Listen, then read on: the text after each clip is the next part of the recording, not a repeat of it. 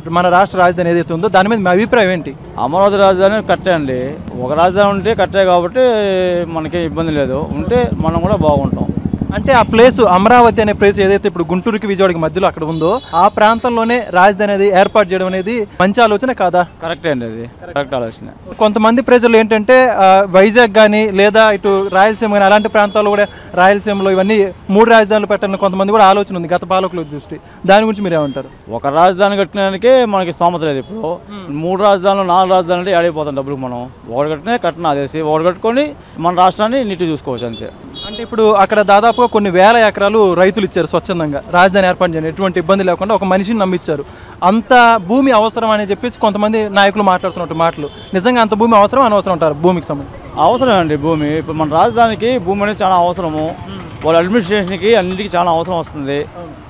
రాజకీయ పరంగా కానీ వాళ్ళకు ఉండే బిల్డింగ్లు కానీ అన్ని కట్టడానికి అన్ని ప్లేస్ కావాలి కాబట్టి ఇంకా కూడా ఇస్తే కూడా మంచిదే దానికి ప్లేస్కి. అంటే ఎంతున్నా ఇబ్బంది లేదంటారా? ఎంతనో ఇబ్బంది లేదు దాని గురించి.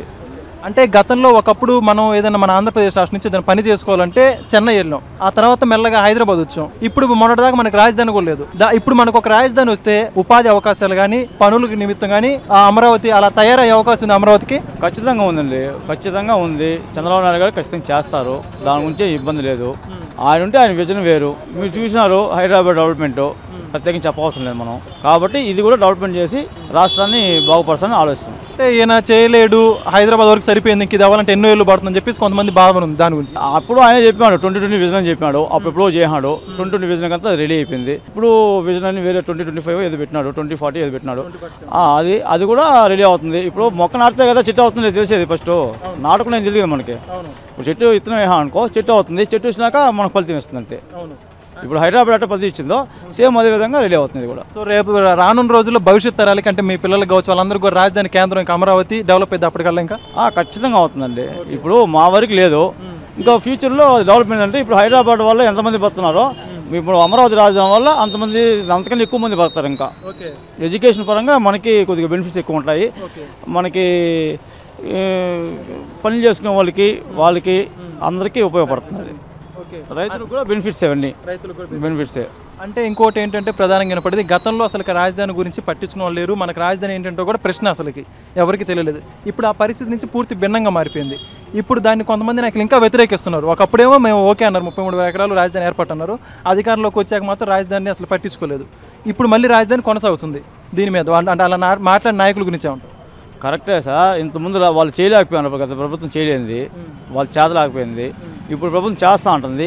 చేయలేమండి, చేసేదాన్ని మందికి ఆపుతాము.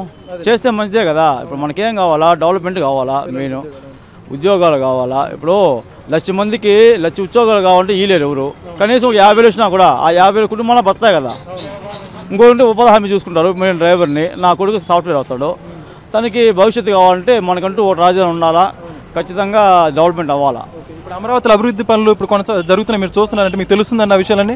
తెలుస్తున్నాయండి, అప్డేట్ అవుతా ఉన్నాం. మేము కూడా చూస్తూనే ఉన్నాం, టీవీలో ఒకటి చూస్తూ ఉన్నాము. డెవలప్మెంట్ అవుతూనే ఉంది, ఇబ్బంది లేదు దాని గురించి.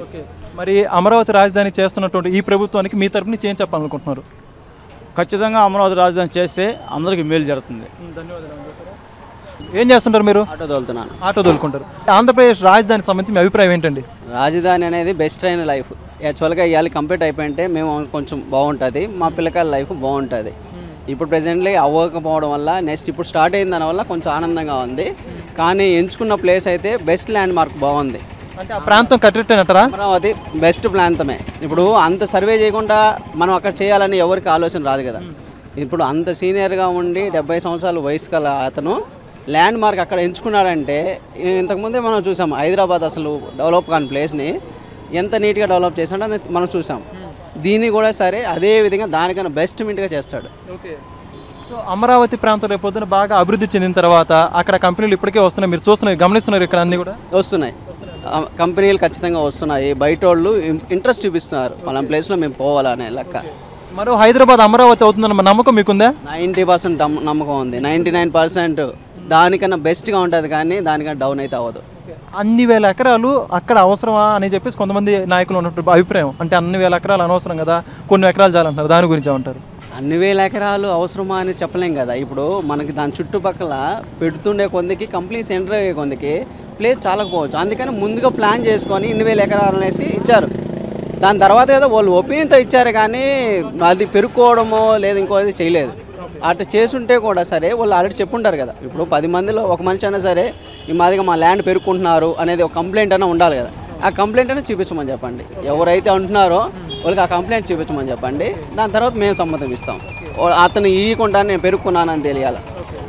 గతంలో కొంతమంది 3 రాజధానులు అన్నారు. వాళ్ళ అభిప్రాయానికి సంబంధించి ఏమంటారు? అంటే అన్ని ప్రదేశాల్లో డెవలప్ చేయాలి కానీ ఒక్క ప్రదేశం డెవలప్ చేస్తున్నాం అంటున్నారు. దాని గురించి 3 రాజధానులు అంటున్నారండి. 3 రాజధానులు అంటే ఒక ప్రాబ్లం పైన ఏ ప్లేస్కి వెళ్ళాలో చెప్పమని చెప్పండి. ఇప్పుడు ఒక చిన్న లాజిక్, నాకు పంచాయతీ ఆఫీస్ ఒక దగ్గర ఉంటుంది. నేను ఇంకో పంచాయతీ ఆఫీస్ తిరిగిపోతే ఇది నేను చేయలేను ఇంకో ప్లేస్కి రా అంటాడు. దాన్ని అడిగి పోవాలి నేను కరెక్ట్గా అనేది తెలియాలి కదా. ఇప్పుడు అదే ల్యాండ్ మార్క్ ఉందంటే నేను పలానా ప్లేస్ కానీ ఎత్తుక్కొని వెళ్ళిపోతాను. నాకు ప్రాబ్లం అక్కడే క్లియర్ అయిపోతుంది కదా. ఇంక 3 దగ్గర అంటే ఇక్కడ మా ప్లేస్ కాదు, మీరు అక్కడికి వెళ్ళండి, అక్కడ పోతే నా ప్లేస్ కాదంటాడు. నీకు అంతా గజిబిజే కానీ ల్యాండ్ మార్క్ అనేది ఏముంది. అందుకని అది ఒకటే బెస్ట్.